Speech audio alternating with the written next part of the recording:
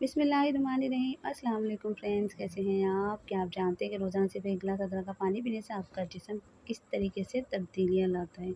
वज़न कम होता है, हाज़मा बेहतर होता है, सोजिश और दर्द में कमी आती है, शुगर और कोलेस्ट्रॉल कंट्रोल में आता है और क़ुव्वत मुदाफ़अत तेज़ होता है। बस अदरक को उबालें, छानें, चाहें तो शहद या लेमन डालें और नीम गर्म पी लें। आप भी अदरक का पानी पीते हैं तो कमेंट्स में ज़रूर बताइएगा।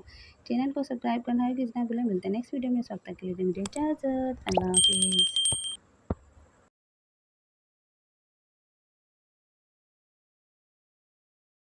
बिस्मिल्लाहिर्रहमानिर्रहीम। अस्सलाम वालेकुम फ्रेंड्स, कैसे हैं आप? क्या आप जानते हैं कि रोज़ाना सिर्फ एक गिलास अदरक का पानी पीने से आपका जिस्म किस तरीके से तब्दीलियाँ लाता है?